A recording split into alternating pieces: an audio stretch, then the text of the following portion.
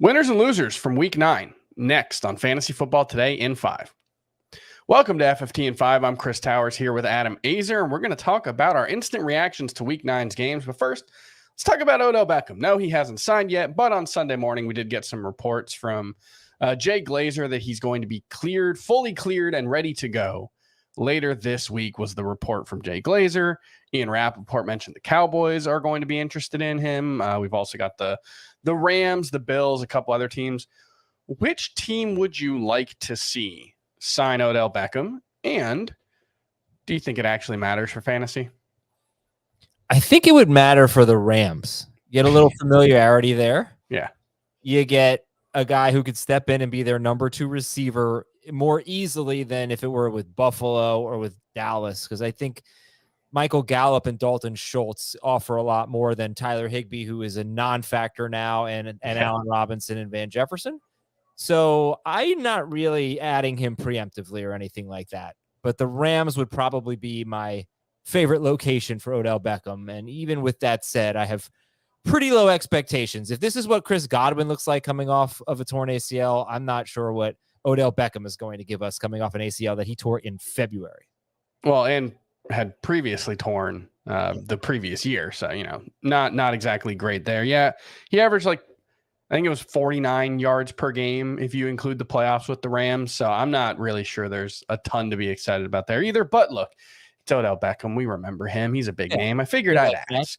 Yeah, he made that catch. Yeah, he made that catch. Let's move on to some winners and losers from week 9. And I'll get us started with, this might be on the Fantasy Baseball podcast. We talk about the Olive Garden breadstick. There's, there's a free one on the table that you want to take. I'm going to go with Justin Fields. I mean, this was, I almost don't want to say it's the ceiling game, because who saw this kind of performance coming? 3 passing touchdowns, the most rushing yards by a quarterback in a regular season game, 3 short of the single game record.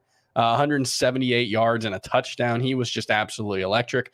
And he gets the Lions and the Falcons in the next 2 games. Justin Fields is a no doubt about it top 12 QB for at least the next 2 weeks and potentially the rest of the season. Let's hear some winners from you, Adam. I think the breadstick is Mixon, but either way. Yeah, that was one that it was just he was awesome, but I just wrote about it and it's but it didn't, it was the takeaway there. Sometimes regression hits you like an 18-wheeler. And that's what happened with Joe Mixon. He was started in 97% of leagues. Fields definitely a great call, and just pay attention to his fantasy playoff schedule. He has the Eagles and one other really tough team in there.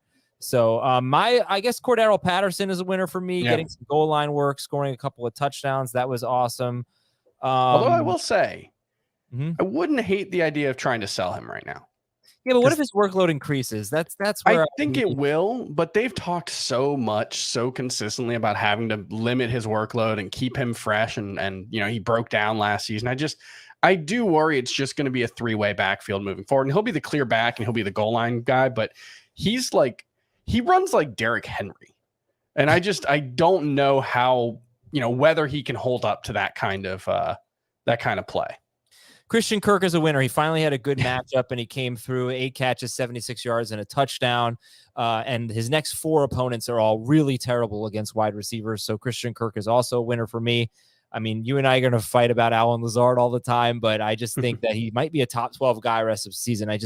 He is the most consistent part of the Green Bay Packers. Aaron Rodgers trusts him and loves him, and he gets so many end zone opportunities. And he almost had another touch. He got tackled just inches short of the goal line. So he's a winner for me. And Garrett Wilson is a winner as well. I think, the Breece Hall injury was such a huge deal. The fact that Elijah Moore for the 2nd straight game didn't get targeted. They're going into a bye, but he's really almost matchup proof. And I'm not sure, he's done against the Patriots and the Bills, and I don't really consider them super tough matchups for wide receivers. I won't get into all that now, but his next game is against the Patriots. So Garrett Wilson is a guy that I think is approaching must-start territory. He's their only receiver, and they don't have a great run game right now, even though they ran the ball decently today. I'm pretty excited about what Garrett Wilson can be. All right, how about some losers from week 9? Well, the Bucks, just disgusting. Good. Yeah, I mean they're broken, and I'm not convinced that Chris Godwin is himself. Tony Romo said 2 very interesting things on the broadcast. He said that they need a healthy Godwin, and he sort of implied that they haven't had that and that they could be getting that soon. And he's, he was on that with Gabe Davis earlier in the year, and he said they had a Bills game. I think it was that Steelers game where Davis went off. And he said, this is the healthiest Gabe Davis has been. So I'm hopeful that maybe Godwin can get there, but he hasn't been right. I mean, they don't throw to him downfield. They throw to him to the line of scrimmage so much. Yeah. Brady, they don't have a run game. Fournette is a loser. Brady is a loser. Godwin is a loser. Evans is the only one that is a slam dunk. Now, Godwin is at worst the wide receiver 3 in PPR. He had so many catches. Evans is a slam dunk start, even though he's coming off a bad game.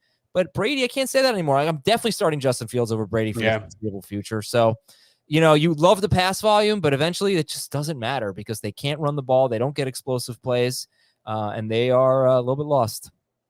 Yeah, I'll throw out as a loser a guy that you actually mentioned. Maybe Gabe Davis just isn't healthy right now. Or maybe this just who he is. He's a touchdown or bust, big play wide receiver. He's pre-2021 Mike Williams. Maybe he's a better version of that, but I think the parallels are there. It's a great passing offense, clear number 1 wide receiver, and this is the guy that they take shots with down the field. He had a big drop in this one that could have been a big play late, and I just think he's going to continue to be a frustrating guy. I think he's going to be someone you want in your lineup because the highs will be so high that he can win you weeks.